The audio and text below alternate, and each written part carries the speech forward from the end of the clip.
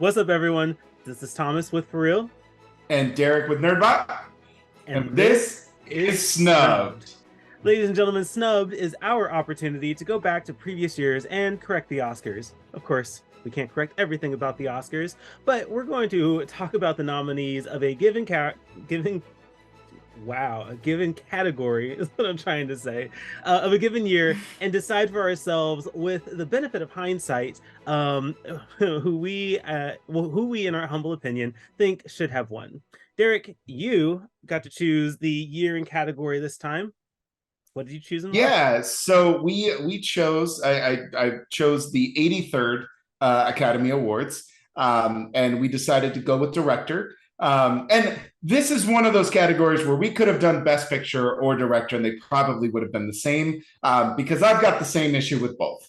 And so this, for those of you that don't remember, this is the year of the King's Speech, which actually took both of those prizes. So it took Best Director from Tom Hooper, and then it did take the Best Picture win as well.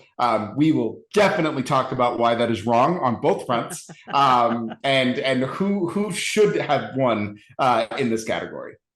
Yeah, we were talking when we first chose the year and category, and you had these very strong feelings about this.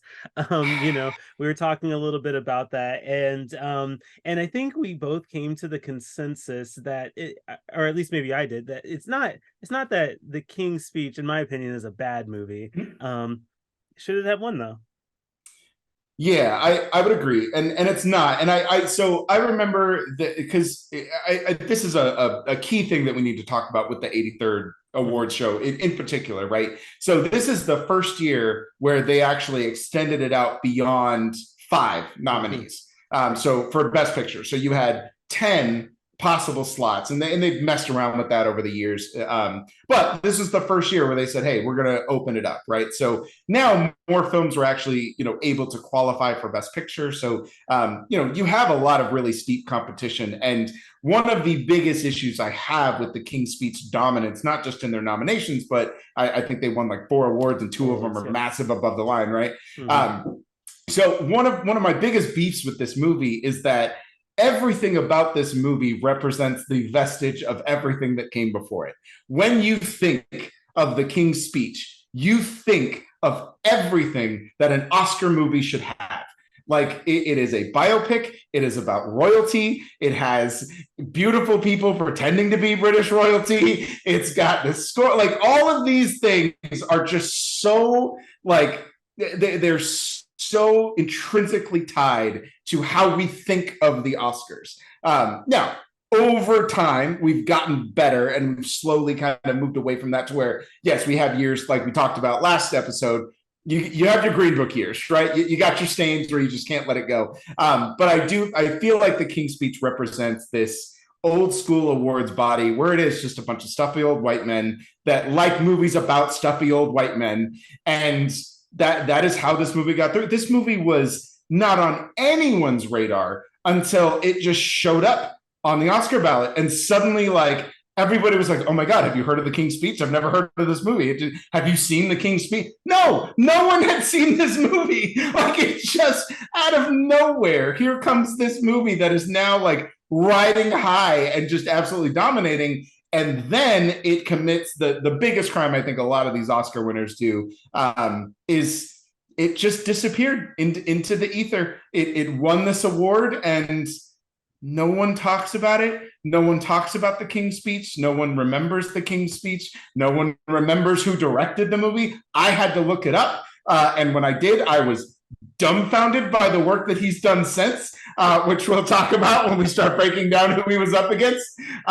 So yeah, those, I mean, again, I don't think a lot of my issues with the King's Speech is with the King's Speech itself. I think it's more of like what it beat out, what it represents on the overall kind of Oscar perception and how we view the Academy Awards. I think it represents all of those cliches and tropes and criticisms that people kind of laden on it pretty often. So yeah, that's my rant against the King's Speech and its win. I think you make a lot of very valid points. Again, one of the really cool things about doing this is to look back on what what this award show was at that point, and have the benefit of hindsight to kind of contextualize exactly what was going on. And you're right, the King's Speech really represents, even though we see the show trying to change and pivot to be a little more inclusive in the best picture category, you still see the stuffy old whites typical film win best picture, and then of course to boot, which we're going to talk about here, Tom Hooper win best director. So there's still this rewarding of kind of the typical award genre of film, I guess. It doesn't really, you see the virtue signaling, I guess, happening here. We're going to expand the categories, but then choose what we probably were going to choose anyway. So Yeah. obviously change happens. The best change happens over time, and we've kind of seen the best picture category is still has more than 5 nominees, usually 8, 9, or 10, something like that each year. So we do see that still kind of sticking as a thing that has transformed what happens at the Oscars, and I think that's been a favorable thing. But then we have this best director category, with Todd winning. And just really quickly for those who haven't looked it up yet, the other nominees included Darren Aronofsky for Black Swan, David O. Russell for The Fighter, David Fincher for The Social Network, and then the Coen brothers for True Grit. And But fun fact, you know who's missing from that list? do you know who's missing from this list? Christopher Nolan for Inception. What is happening? This is one of the biggest, like, let's start here. Okay, we have the people who were nominated, we're going to talk about them, but let's start with what's missing here. Inception is one in the 2010s, is probably one of the most influential and most like culturally impactful films of that decade, and ranks super high of movies of all time, and Nolan is not on this list. Like, what's up with that? I don't know what we're doing. And listen, I am perfectly willing to accept any criticisms about the pretension of just Christopher Nolan's filmography in general. I get that Inception, I get that it crumbles under the slightest bit of scrutiny. I understand that, but just from a craft perspective, visually, from the way that this whole bizarre, insane idea is constructed, and just everything that he brings to the table in this, like this is Inception crawled so that Oppenheimer could run. Like, that is the connection that I make here, and I'll skip over everything in between those two things because I genuinely believe that this is what Nolan is best at.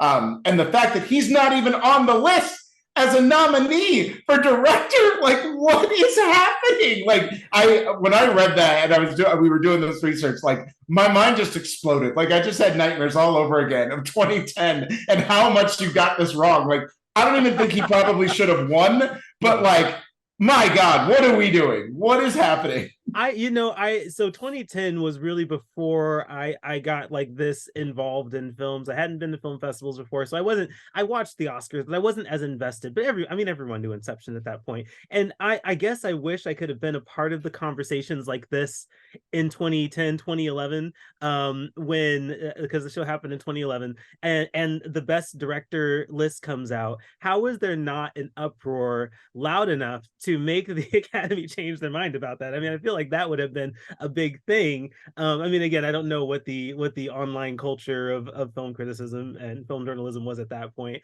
But yeah, that's egregious. Everybody saw Inception at that point. Everyone loved Inception. Phenomenal film. Nolan was maybe, I don't even know if rising was the right term. He's reached an echelon of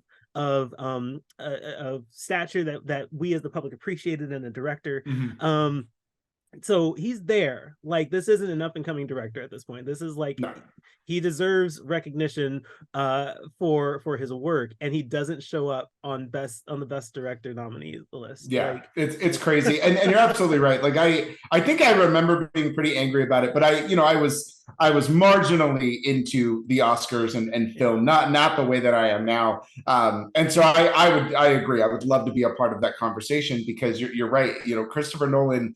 This is a great example of somebody who gets handed this big fat check to make whatever movie he wants, and he nails it. Like he nails it, right? We see this time and time again, where you get this up and coming director that has, all this auteur vision, and they have all the capability in the world, and then you give them too much money and everything falls apart. They have no idea what to do with it. So their cinematography suffers, their direction suffers, their overall film suffers. Like, they just can't put all of those pieces together when you go from a $50 million budget to a $200 million budget. Like, that leap is huge. And that freedom, like, it really, people work best when they're hindered by the things that they need to do. So giving them this freedom, and Christopher Nolan just comes out swinging with Inception, that just, again, whether or not you want to buy into the pretentiousness of it and the actual, like, how it functions, just visually, this is a damn near masterpiece. And we're just not even we're just gonna leave it on the Best Picture nominee and just pretend it doesn't go. Like, what? Yeah. What are we doing? What is happening? What is happening, right? That I'm pretty sure is one of the most egregious things about the nominees list of that year, is Christopher Nolan not being nominated for Best Director. Obviously, Nolan's fine. He's right? Doing okay. He's doing all right. Now. Let's wait and see if he gets snubbed at this year's Oscars. I'm not gonna lie. I think it might happen. Ooh, I know. This is gonna be interesting. So this will air after the nominations come out. So we won't be able to have that live. We'll on the next one we'll have that reaction. But so if you're watching this now, I know that we're recording this before the nominations for this year's Oscars happen. So that's where we are in this conversation. And man, what irony that would be if we're talking about Nolan getting snubbed for Inception, and then here we are, 14 years later, then he gets snubbed for Oppenheimer for what could ostensibly be a masterpiece. Like, right.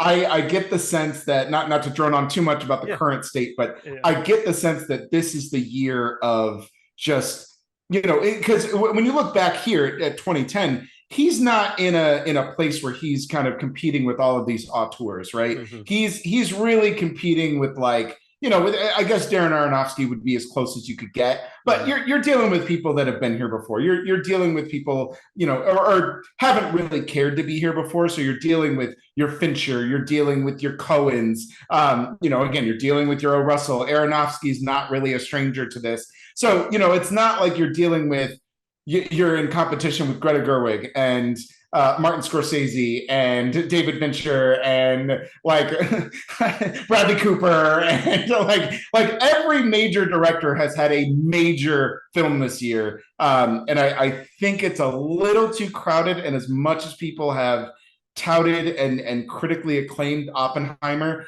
I am starting to get the sense that the steam is slowly coming out, just a little bit, to where it's going to be nominated for everything, but I actually think it's going to miss a lot of above the line categories. Oh, I know. No. I know. Bold. I know. I'm going to be very interested. We have this on record now. I'll be very interested when the nominations come out to see where this ends up. Okay, we've addressed the elephant in the room, which is Nolan not being here. Let's talk. You were mentioning Darren Aronofsky. Let's talk about him. Sure. And so he was nominated for Black Swan, and I think Black Swan is still a movie that comes up in film conversation pretty regularly. So I think it's still culturally relevant. What do you think about Darren Aronofsky's nomination here? I think if he was going to be nominated for anything, especially just his overall work, I think this is, strangely, as much as it is just a bizarre piece of cinema, and I don't think I've ever been horrified and horny at the same time in a movie as I have in, like, Black Swan. Like, that was a very strange experience for me, like, sitting in a theater, like, should I be turned on or close my eyes? I don't know Bro, which one. even even I'm like, damn. Uh am I like, well, how do I feel about this? I don't know. Yeah, yeah. But I say that because I do believe that Black Swan is probably his most accessible, and it's his least affronting work. Aronofsky very much kind of operates. We're talking about it off air, but Aronofsky tends to operate in a lot of vibes picks. And he tends to use this kind of very strange style that he has to make films that really aren't for everybody. Because after this, he took some time off and he made Mother, and then he's made a couple of other ones that are they're just bizarre. Like he just makes really bizarre choices, things like Noah and The Foundation, and like just really. I mean, you go from this just harrowing, haunting tale of addiction in Requiem for a Dream, and then you fast forward a bit and you keep a lot of those horror elements, but you take this just kind of almost silly take, with Black Swan. So I think if you were ever going to recognize Aronofsky for something, I do think that Black Swan is that movie. I think when people kind of analyze his filmography, I think Black Swan is the one that people really look at. It also is like, hey, Natalie Portman can do this. You know what I mean? Like, there's definitely a turn of like, oh, she can eat. Like, she's not just the pretty face that does Friends with Benefits once in a while. Like she can crush, and Mila Kunis tapping into that as well. Like it's a really, really well made film. So I think this is a very deserving nomination. Yeah, for sure. And Darren Aronofsky, kind of so he is interesting because I get excited to see him as a director for something. When his name is director on a project, I pay attention. But also when he's producing, I'm like, oh shoot, Darren Aronofsky's producing? Heck yeah, I'm gonna go see that. He actually is producing a film going to Sundance in January called Little Death. And it's a very weird premise, but it I don't know. I guess there's something a little reassuring about kind of knowing how out there his style can get, but also not having him 100% make it, right? Yeah. Yeah. Because I mean, Mother's just so out there. I I remember I still can't figure out what to do with that one. I remember going to see Mother, and I feel like where you see a movie is important. Yes. Extremely important, yes, because there are some, you just have to be in the right atmosphere for certain movies. So like you can't go watch Transformers in your art house theater, right? Like that's just not a thing. In the same vein, it's very difficult to watch a movie like Mother at your nearest megaplex theater like Regal. So the way Mother was promoted was like this like haunting horror film, and my husband likes horror films, so we got our friends together and we all went to go see Mother. Oh Lord, yeah. What an experience that must have been. I could say I'm gonna go see my mother, and Cody'd be like, stop referencing that movie. He hated that. It was not a great experience for him. He will never give it another try. It's just not a thing. And unfortunately, that kind of tainted my experience. I think if I had seen Mother at a film festival, it would have been better. Anyway, I say all of that because this is kind of my perception of Darren Aronofsky in filmmaking. When he is entirely hands-on, I don't know what to expect. Are you gonna get Noah, or are you gonna get Mother? And that spectrum is so wide, which made The Whale a little like what do I expect when I go see The Whale? So I think his post Black Swan directing career has been very interesting to follow, and I'm not sure if there's really a trajectory that we can map out on what he's doing with his directing career and his objectives. But as a producer, I get really excited when he's producing something, and so I'm looking forward to Little Death. And I guess get back to Best Director here. I do agree with you. I think this is the one that he should have been nominated for. And in that same vein, I also don't think that it's the one that he should have won for. And of course, we're going to come at the end, we'll talk about who maybe should have won. But I appreciate the nomination here, but I probably wouldn't have given it to him for this one, Yeah. Yeah, no, I agree. And then let's talk about the Coens, Cohen's. because they're on here. Yes, they Good old are. Joel and Ethan.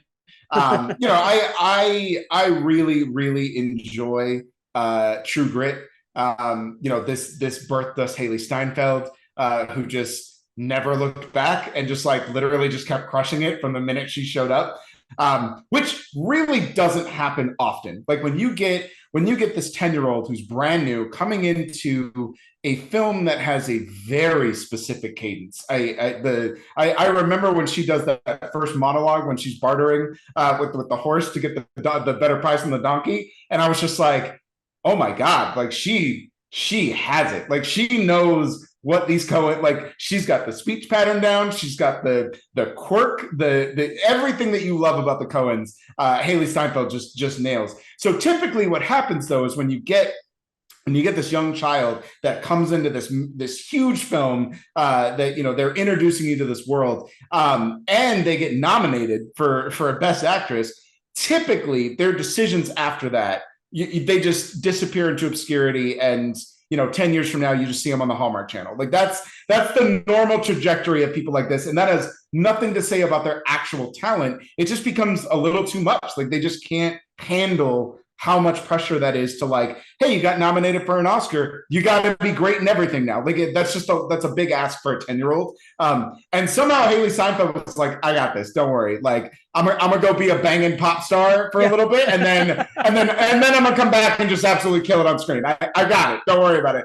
I think this is very Coen. I think their take and their obsession with just kind of Western worlds and the spaghetti Western, I think that has followed them. Obviously, their most recent outing with the Ballad of Buster Scruggs, which is kind of a 3-part anthology, kind of returns us back to the world of True Grit. I really like this update. I think this is a great adaptation. I think if anybody was going to kind of turn this on for a modern audience, because it is a pretty dated story, it's the Coens, and I think they do a great job here.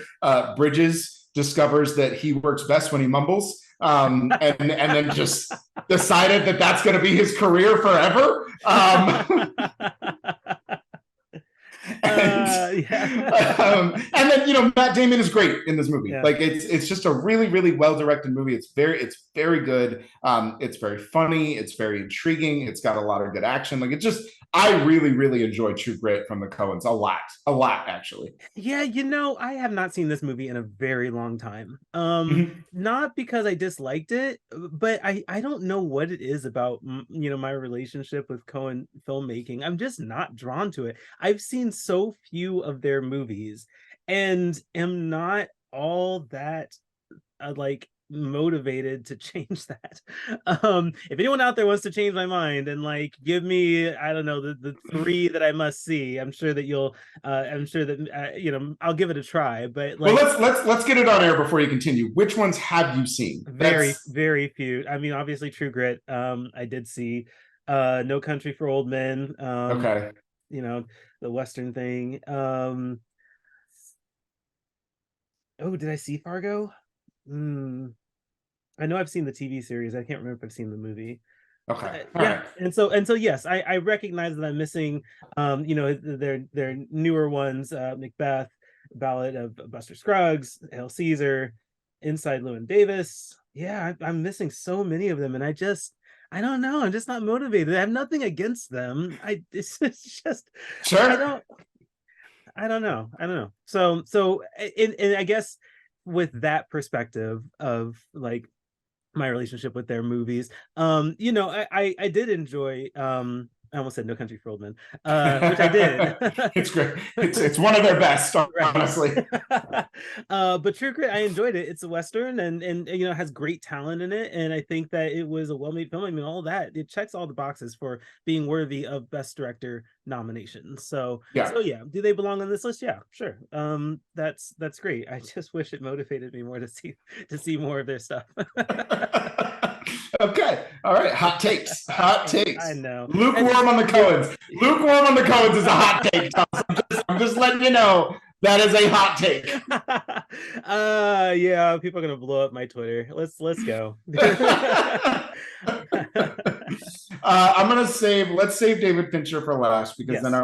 I want to do a fun little exercise and kind of go over their last 10 years for each director, and then we can talk about the movies that came out that year, Yeah. and then we can make our selection. Mhm. I don't want to spend too much time on this person because I know he's an incredibly controversial figure.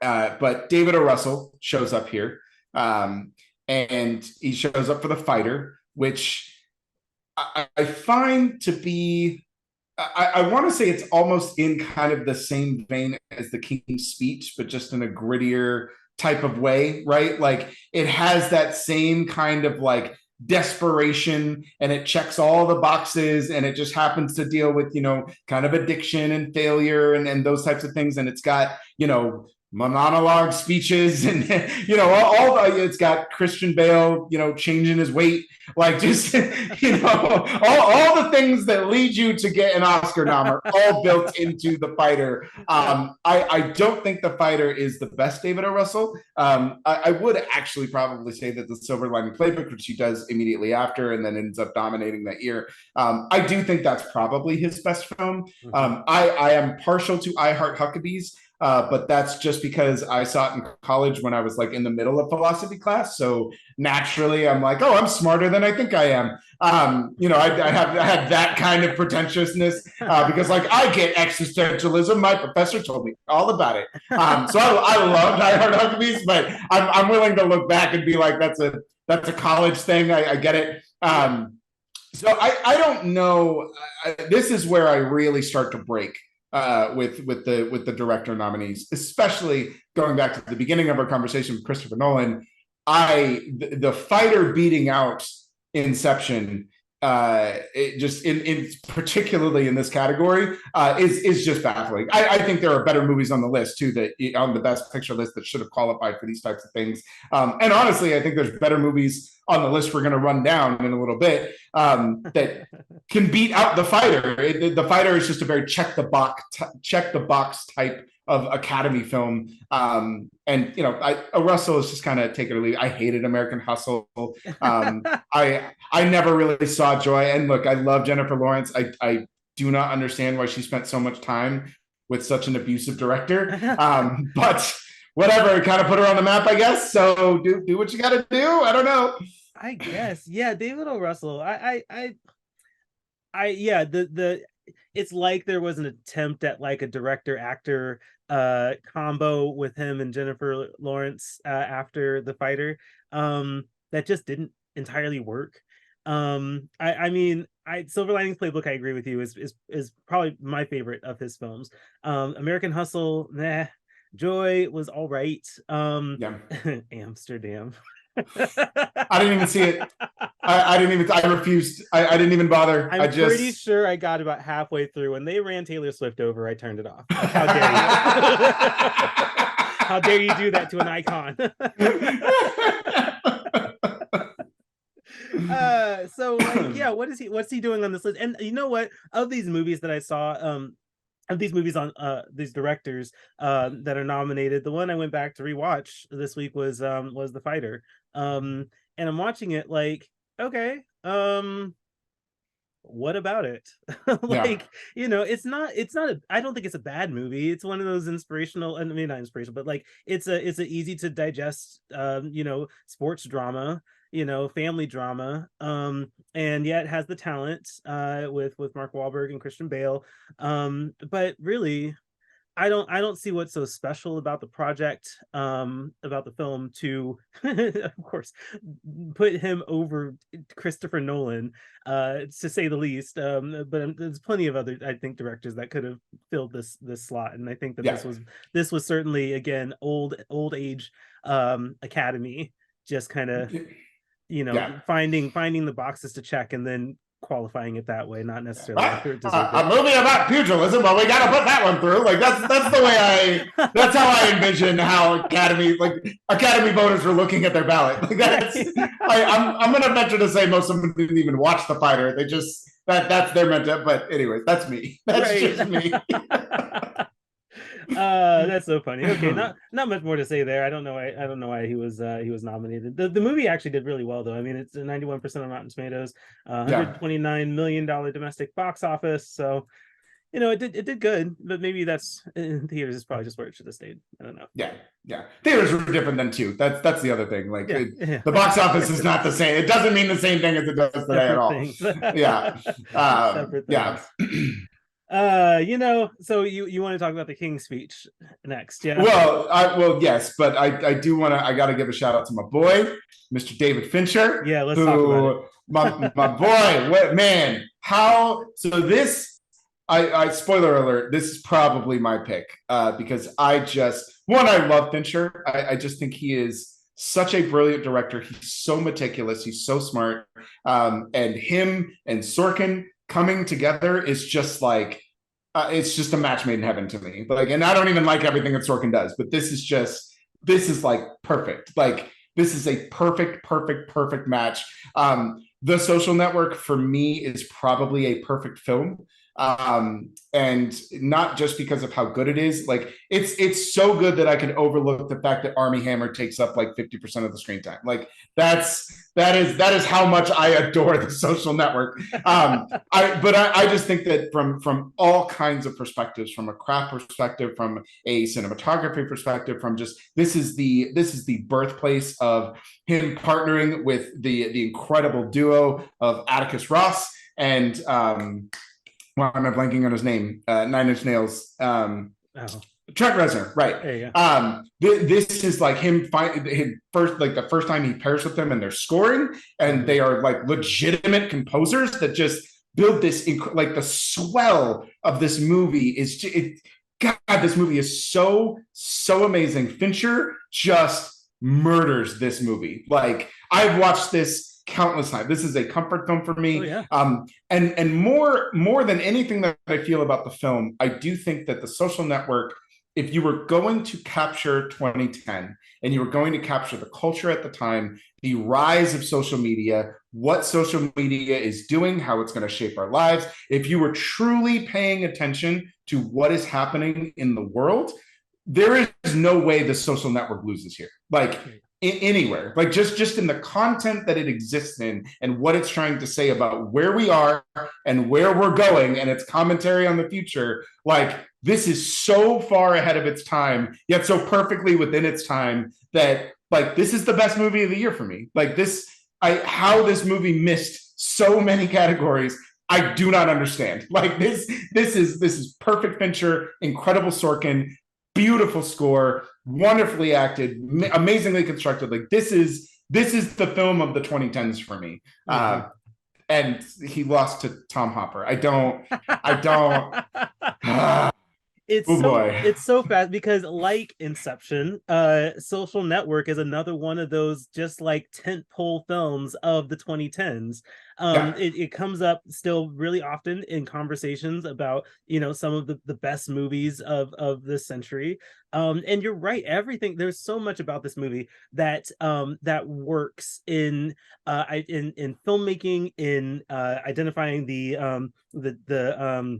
climate of a pop culture a thing of pop culture, and then of course it has all of the components, like the talent to make this movie awesome, with the casting and everything. It's so good. When I think about like, okay, Oscars, I want a movie that meets Oscar quality, like Oscar standard of quality, that is entertaining, that does great at the box office, that I can rewatch. Like Social Network hits all of those those qualities. And I think this is just another consequence of the Oscars trying to shift their their way of doing things. Because if the Social Network maybe had come out a couple years later, I think I mean, it would still have to be relevant, but I think that there may have been a little bit more acceptance for I mean, I guess it did win 3 Oscars, so it won. It won some things. The recognition was there. It got a bunch of nominations, and that's great. But I also, since we're not talking about Best Picture, I also think this should have been the Best Picture winner.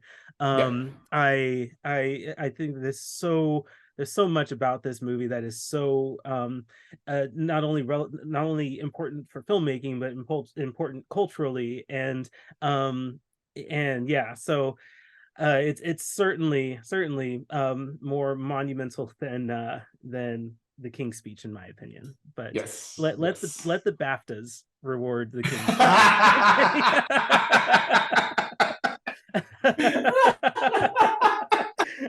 Yes, yeah. Let the King's Speech is made for the BAFTAs. Like that is who it is made for. Just leave it them or the old Golden Globes. Like let those let them deal with this. Like get it out of my Oscar categories. Just so. I mean, yeah. We'll talk about Tom Hopper. So I'm gonna. So the exercise I want to do, and I'll do it really quickly since we're going to talk about Tom Hopper. So. I just want to take the last 3 movies of each director from 2010 to like 2020. Okay. So David O. Russell, he does Silver Lining Playbook, American Hustle, Joy. One great one, 2, whatever, take or leave, right? Right. The Coens, they do Inside Llewyn Davis, and then Hail Caesar, and then Macbeth, The Ballad of Buster Scruggs, right? David Fincher gives us The Girl with the Dragon Tattoo, Gone Girl, and 2 seasons of freaking Mindhunter, and then skipping a little bit ahead, he gives us Mank, which is my least favorite film, and it's still better than The King's Speech, and The Killer. Like, Tom Hopper. Let's go. Or Hooper, however you say. Not even valid. Tom Hooper gave us The King's Speech, a terrible musical rendition of Les Miserables, The Danish Girl, which is, that's a whole different podcast, and Cats. He made Cats. Ooh, that did happen. You should lose your Oscar for making Cats.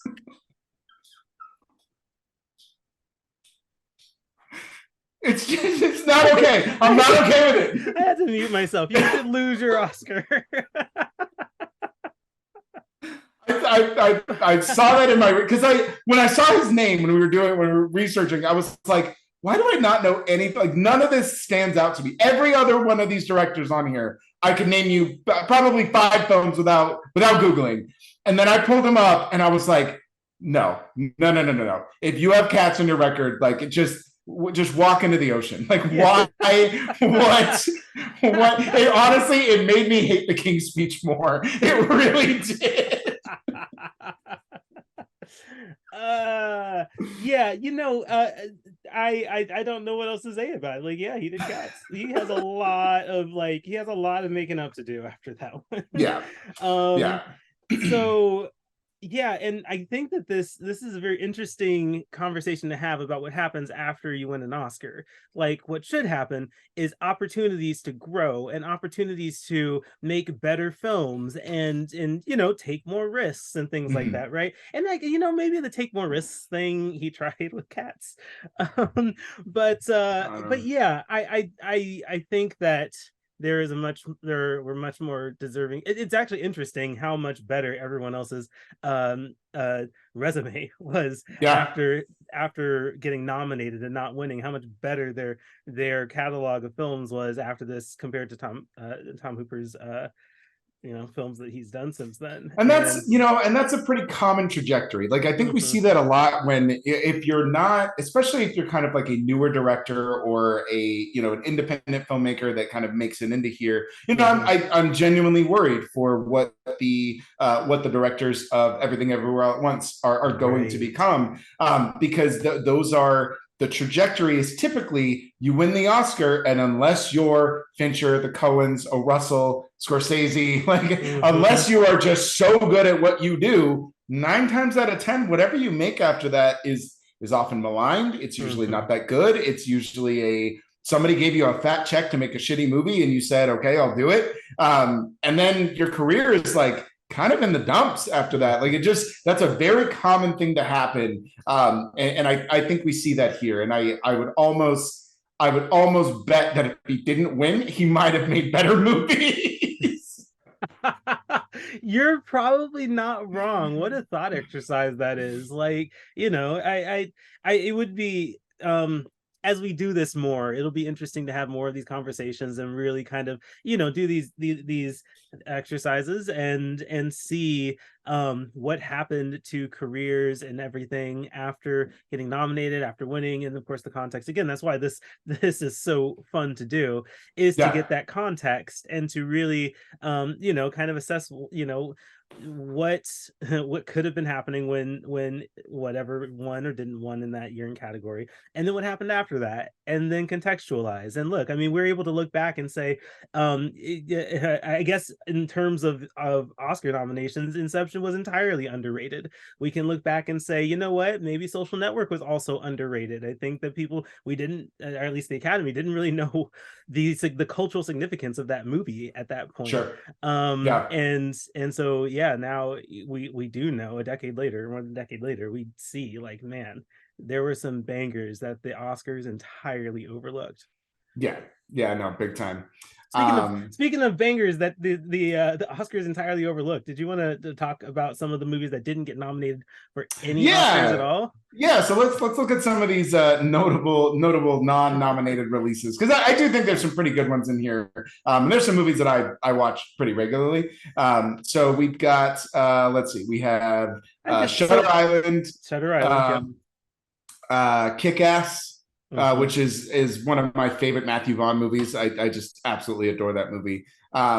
Mainly just because Chloe Grace Moretz, just like, this is my introduction to her, and I was like, oh yeah. No, she's the next young it girl. She's got this. Like, she's so funny in that movie. She's so good. The Book of Eli, which I know is kind of controversial, but I actually really like that movie. I really like The Book of Eli. I probably shouldn't like it as much as I do, but I do. I really like that movie. I am a staunch defender of what is it? Shutter Island? Shutter Island came out this year, right? Yes, it sure did. Yes. Shutter Island. Yeah. I bring it. Bring it on. I'll defend it forever. I'll defend it forever.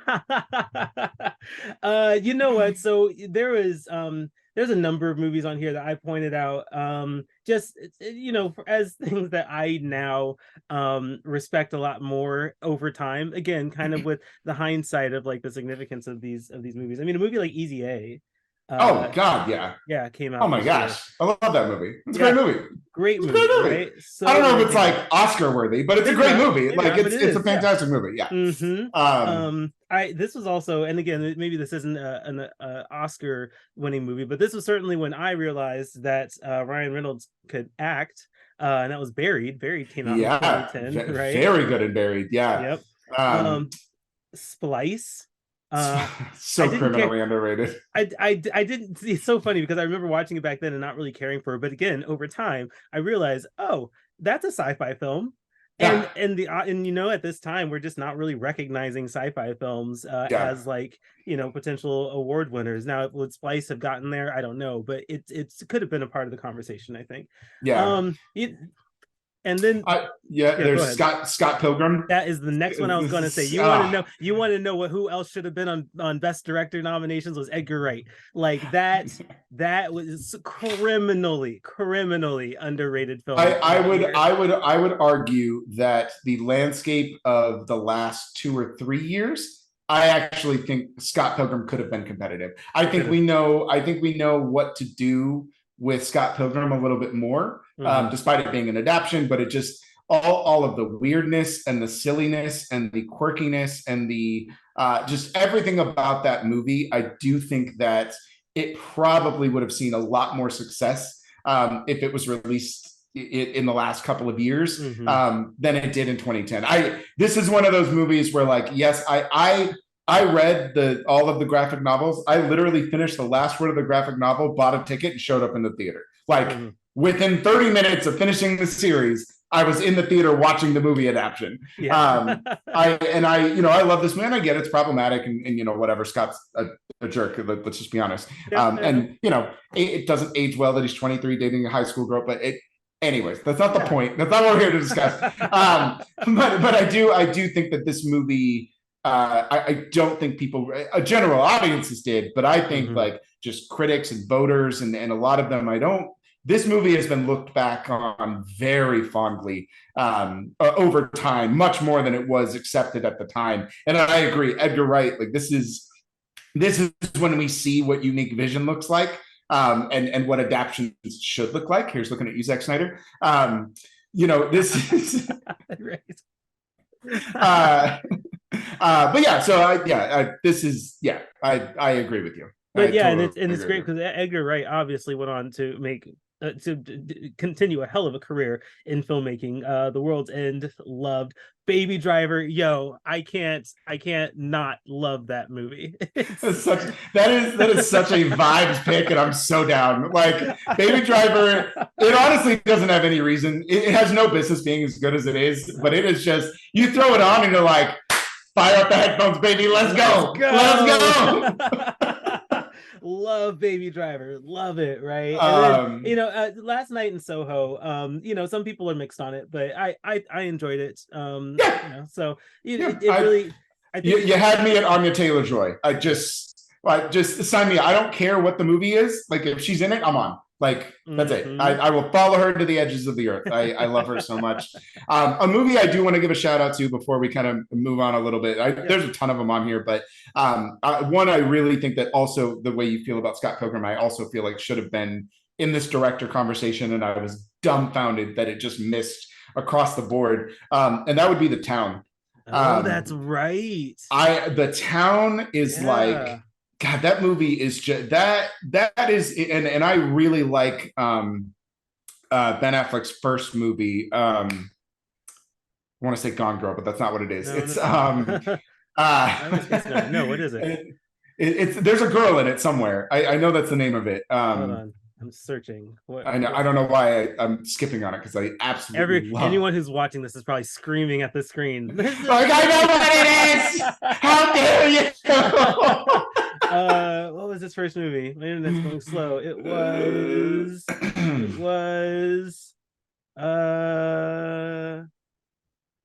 what am I thinking? Hold on. It's producer. Where's director? IMDb. Stop deselecting categories. Was it Gone Baby Gone? Gone Baby Gone. Thank you. Doesn't have girl in it, but it had the gone. I got there. We got there. I love Gone Baby Gone, and I think he's an incredible. Ben Affleck is criminally great behind the camera. I think even if the projects he chooses aren't always the best, I think he's amazing behind. I would venture to say he's actually a better director than he is an actor. But when he's doing both, he actually brings out the best acting parts of him when he's in the director's chair, because it's clear that he's demanding a lot from his people, but it also forces him to do things better. And you get the best Affleck when he's in the director's chair. And The Town is just the way it frames Boston in just ways that like you've never seen before, in ways that feel like you filmed this in Boston. Like it just. The Town is just it's a perfect heist film. I absolutely love that movie. Rebecca Hall is so good. Jeremy Renner, like what are we talking about? How is this movie just not on these lists? Like I remembered when the nominations came out, and I just kept waiting for them to announce The Town, and it just never came. And then I was like, okay, but it's cool. He's gonna get the director, and then he didn't, and I was like, we're just going to pretend the movie doesn't exist? What? Why? It's so good. So yeah, that's of the non-nominated list, that's one where I really feel like it deserves to be. I could look at the best picture nominees, and there's probably 3 films I could kick off and replace with The Town for sure. So actually, you mentioned Jeremy Renner. I will say it got nominated for 1 Oscar, and that was Jeremy Renner for supporting actor. It's one of his best performances. Like it is by far and away. It's one of his best. Like he's never been better. And I'm not even a Jeremy Renner hater, but like he is. Yeah, that's really so good in The Town. That's really funny because I was looking through like which movies didn't get any nominations, and so I totally glossed over The Town because it got 1. It was this like little consolation prize, like Jeremy, you're just good enough for us to call this an award nominated film. Like so brutal, and I think so rude. It is. It's very rude. So So yeah, that's a good shout out though. I think that ostensibly qualifies it to me as like a non-nominated film, because that, obviously I think Jeremy Renner deserved that nomination, but Yeah, the fact that that was the only thing, it was just like the Academy saying, fine, we'll give you something, you yeah, know. yeah. And I think overall people have come around on Ben Affleck in the director's chair, and I think they've started to recognize, like, yeah, this guy knows how to direct a movie. Like, he really, really understands it. And the town, yeah. And I like I said, I love Gone Baby Gone. I think it is just a criminally underrated film in his filmography. Mhm. But the town is just, it's the best of the things that he can do. Like, this is Brett. The town is to Ben Affleck as Bradley Cooper is to Maestro. That is the, like, Interesting. Okay. that's how it feels to me. Although I think Ben Affleck does it a little better than Cooper. Hmm. But there is, setting it in a place he grew up, returning to Boston, making this kind of complicated character, putting him in the center. It all feels very much like I'm pouring myself into this because I want people to take me seriously as both an actor and a director, and then they don't. And It's yeah, okay. I think he came back and got a lot more recognition for Argo, and I feel like yeah. maybe that was a part of like his pitch to everyone while he was campaigning for Argo, like, Yeah. remember how cold they treated me for the town. Yeah, Remember yeah, that? yeah. Yeah, well, So here's your Oscar bait. Take it. And they're like, oh, yeah. yeah, oh, no, we love this. This is so good. I'm going to eat this all up. I uh, actually like Argo, but it's not his best film by right, any means. right, for sure. It does make me wonder if he'll get a nomination for Air. Air has a lot of buzz around it. Yeah, I had put this film as like a, hey, watch out for this one. I Hmm. do think it's getting a little too crowded to Hmm. where I think people are forgetting Air. I think people are Mm. forgetting all about it. I mean, And we had so many, like, I call them pop culture movies this year. Just movies about some pop culture thing. yeah, Air, of course, being for Nike. Dumb Money. I don't think it's kind of fizzled out of conversation. But we had that for the Wall Street bet situation. There's one other one. There's another one. yeah, Oh, the Beanie Blackberry. Bubble. Yeah, the Blackberry. Beanie Bubble, which also came out, which is about Right. the beanies. You had Blackberry, which I think Blackberry is actually one of the best of the bunch. Yeah, I think so too. I don't know that and mainly because, not to make this too much of the conversation, but like mainly because Blackberry is anti-capitalism, where all the other ones are like, Hmm. let's celebrate our capitalistic achievements. And Hmm. Air is very much like that. Like, I'm not stupid. Like, Right. nobody should give Nike their flowers. Like, they don't deserve them. They're awful. They're an awful company. I get it. But Air is really like, that's just such like it just holds you in this nice little warm blanket, and Yeah, like it does. it's just such a good sports comedy drama. It's your dad's new favorite dad movie. Like, it just, I walked away from Air just like, wow, there's a lot I shouldn't like about that, but I absolutely love that movie, and I'd like to Hmm. see more. Like, I enjoyed it. But I do think that as we've moved on in the year, especially as like you started getting into like TIFF and NIF and Hmm. all of these kind of last minute, where all the big players started showing up, and then they all started hitting theaters. They all started hitting critic circles. I think Air it doesn't have the same push. That's fair. In a less crowded year, and maybe if it had a later release, I actually think it'd probably play much better. But I think it's getting overshadowed by I just literally everything Hmm. that's come out since. So It is a very crowded field this year, and like I said, this will publish after the nominations come out, so we'll see how much of this conversation is still relevant at that point. But yeah, no, really good conversation. It's yeah, I guess it's time to kind of wrap up the convo. I just wanted to point out, just to aggravate you, Derrick, that King's Speech had 12 nominations and it won four of those. I think it tied with another movie for four wins. I can't yeah, remember what it other movie it did. was. Yeah, it did. So no But big sweeps in this mm-mm, Oscars.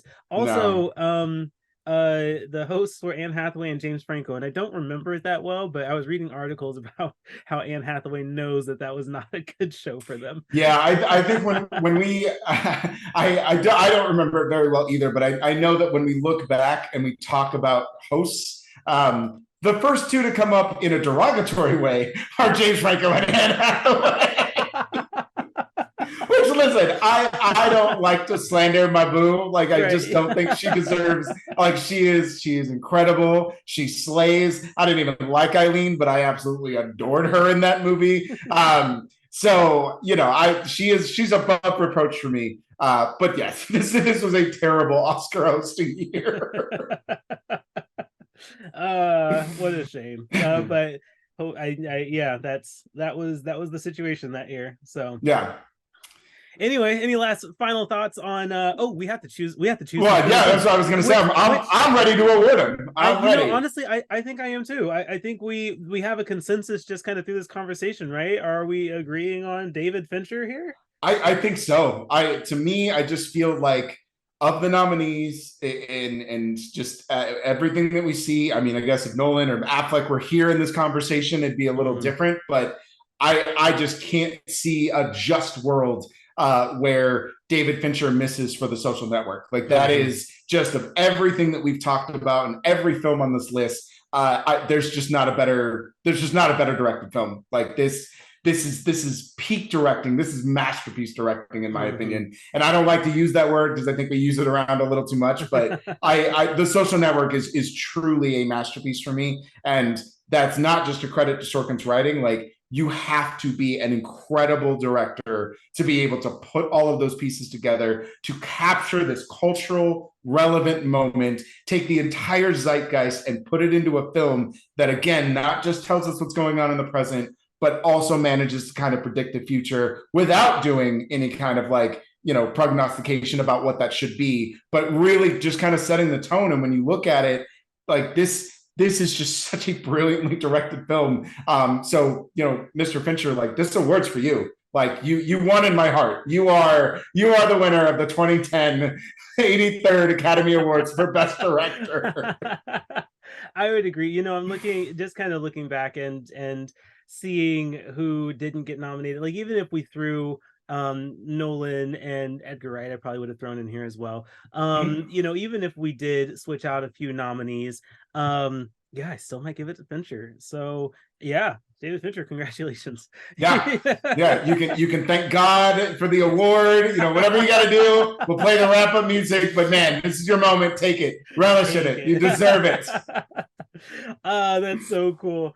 Derrick, I'm sure you'll have content about Oscars and end of year wrap ups that people can go and read through. Where can people find your content? Yeah, absolutely. So you can follow me online at DRock Comedy. It's DROK Comedy on Twitter, Threads, Instagram. You can follow me on Facebook. Yes, I'm still on there. So you can follow me there. Just my name, Derrick Murray. My profile is public. All my articles are published there. And then if you want to check out any of my articles, just go to nerdbot.com. I try to keep content up as much as possible.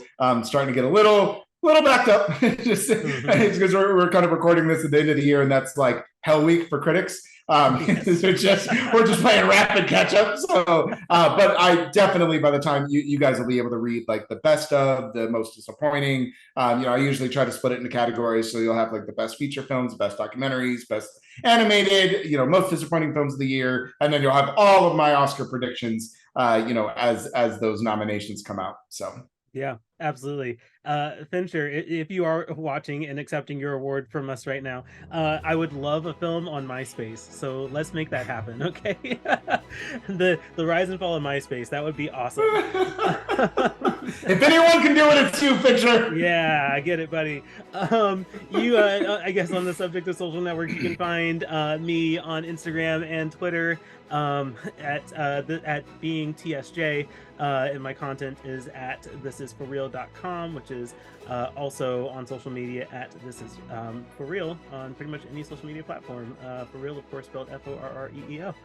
All right, wrapping up. Cool.